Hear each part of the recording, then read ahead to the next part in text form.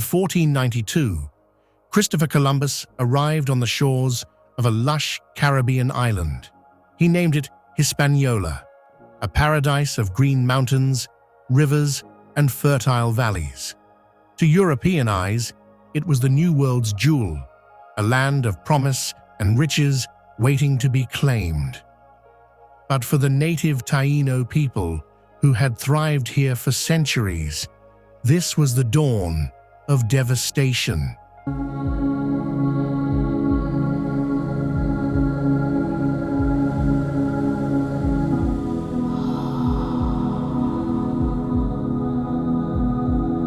The Taíno lived in harmony with the land, skilled farmers and fishers, crafting canoes, cultivating cassava, and living in circular huts.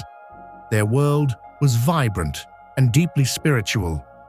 Yet the Spaniards saw them not as equals, but as a workforce to exploit. The paradise was swiftly transformed into a colony built on forced labor and violence.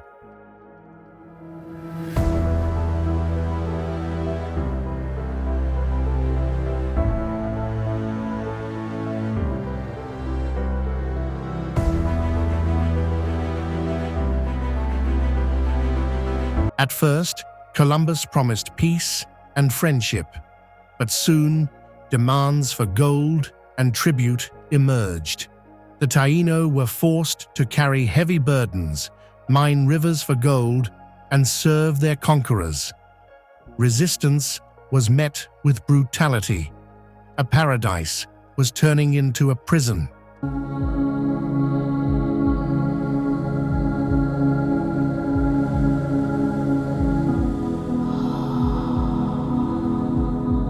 Within decades, the Taíno population collapsed. Disease from Europe, smallpox, measles, influenza swept through their communities. Violence, slavery, and overwork did the rest. A people who once numbered in the hundreds of thousands were reduced to a remnant.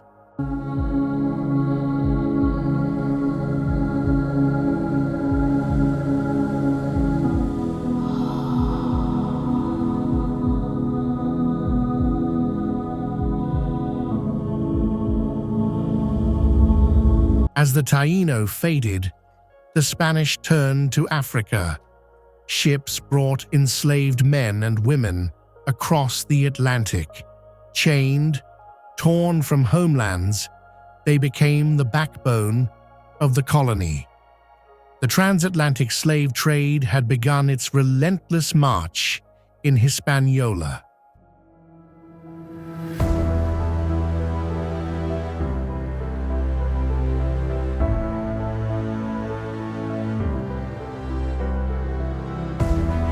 Plantations spread across the land. Sugarcane fields stretched as far as the eye could see. Enslaved Africans labored from dawn until night, under whips and scorching sun. The colony grew rich, but only for the Europeans who feasted on its profits.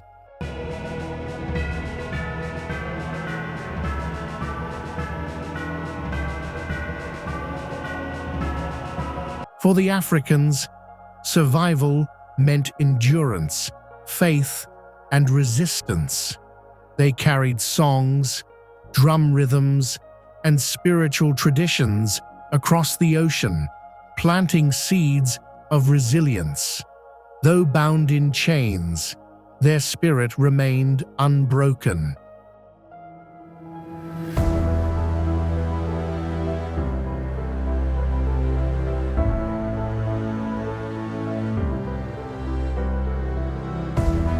Spanish cruelty sparked rebellion.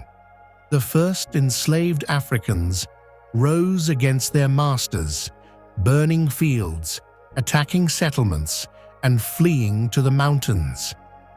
Though crushed, these early revolts were the first sparks of a fire that would one day engulf the island.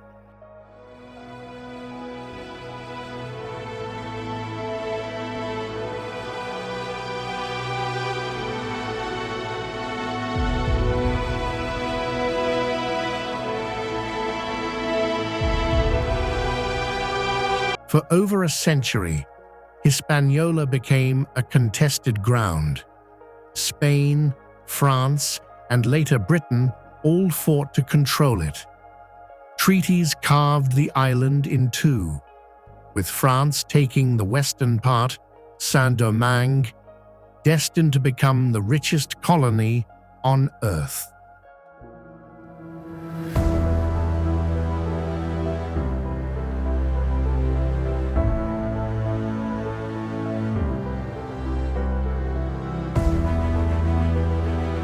By the 1700s, Saint-Domingue had become the glittering jewel of the French Empire. Its sugar, coffee, and indigo enriched Europe beyond measure. But beneath the wealth lay mountains of suffering, a colony built on exploitation. The stage was set for revolution.